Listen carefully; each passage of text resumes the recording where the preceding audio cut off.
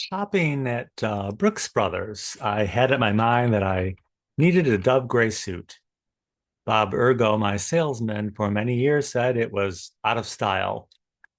I know things go in and out of style, but everything comes back eventually. Bob just shook his head and said, it's never coming back, but we can custom make it for you. The New York Times had an article this week about how religion, it's back in style again. It always was, apparently.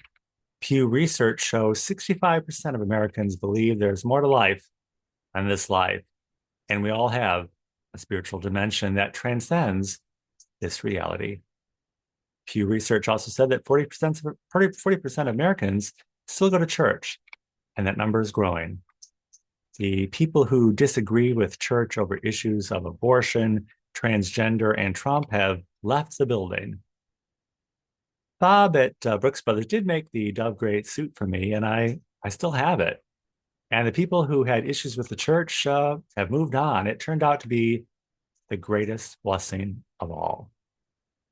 Welcome. Welcome to Sunday Coffee Hour. I'm Stanley Smith at Sunday Coffee Hour. We're talking about everything and nothing. This Sunday, we talked about house churches, the Chinese Communist Party, Robert Mueller, Reader's Block, Harry and Meghan, and the Pope. The readings at Washington National Cathedral were from Genesis. All hope is not lost. A remnant will be saved.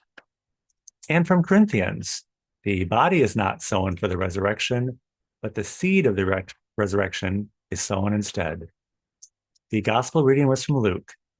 Love your enemies, even if they think they're entitled to it. The sermon at Washington National Cathedral was by Rose Duncan. Rose preached about hate. We can't fight hate with more hate. Hate short circuits our relationship with God. When Christ says, love your enemy, he's talking to a world that is politically polarized, with some fighting for a revolution and some trying to maintain the status quo. Christ is speaking to a world with a growing gap between the poor and the wealthy. And he's speaking to church leaders who are trying really hard to hold on to power. It's not unlike the time we live in now. We live in a time where some people are trying to take us backwards to a time of marginalization and discrimination. The fight for civil rights started as soon as Black slaves were brought to this country, and it's still going on. We remember that this is the last Sunday of Black History Month, and that Martin Luther King preached nonviolence. He did not return hate for hate. We can't go back to where we were. We have a lot of work to do ahead of us. We must respond in love to all the hate around us. The sermon at St. James Cathedral was by Matthew Berryman. Matthew is from the Episcopal Diocese of Chicago's Social Outreach. Matthew greeted us as co-conspirators in the mission of helping the poor, the hungry, and the marginalized. It's as much about using what we have as it is about asking for more. The Episcopal Diocese of Chicago has made use of underutilized space in rectories, classrooms, and churches throughout the diocese to house immigrants and those in need as part of the church's mission together. Matthew said the Bible is a list of unrealistic expectations. Sometimes it seems like we're living out our lives while monitoring a parallel life of politics, economics, and social unrest, staring into the black mirrors of our smartphones. How do we introduce God's politics of compassion, love, and mercy into this reality?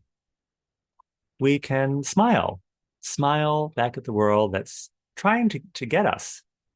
Smile back at the world that's out to get us. This is a way to point to a new reality. God's not out to get us. He's on our side. God's not trying to defeat hate or change anybody. God has a plan. It's a privilege to love, not an obligation.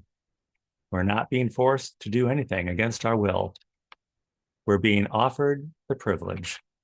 We can accept the privilege, and accepting the privilege comes with the accepting of responsibility. Accepting responsibility of love comes with the possibility and probability that we're going to make mistakes and mess up. Sometimes we're the righteous, and sometimes we're the beneficiaries. It's all within God's loving family. You're either in or you're out. It's not equal or about being fair. It's about being in community with others in love and working with what you have. Growing up in Rockford, Illinois, my niece came to visit us from Boulder, Colorado on her summer vacation. She said she'd like to see where the poor people live. We drove her to the south side of town. It wasn't a long drive. It's a short trip from being a member of the righteous to being a beneficiary of charity because the righteous are in community together. The unrighteous try to make themselves the beneficiary of fairness and equity. Some think we're entitled to God's love, and we can use love to get what we want. If we love people hard enough, we can get them to do whatever we want and to live the way we think they should live. And if they don't, then we turn on the hate machine. This approach hasn't worked, and there's a lot of anger in the world now. The New York Times article said the era of secularization has come to an end in this country.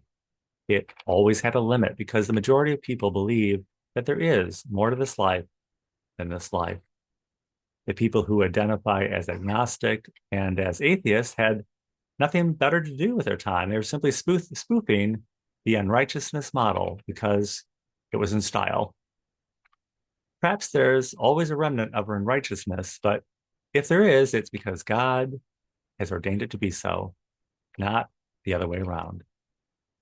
We just assume the trends will continue forever in one direction until the unrighteous have exited the church building, and suddenly we can welcome the agnostic and the atheist in. It's happening right now. It's the best kind of charitable outreach you can have.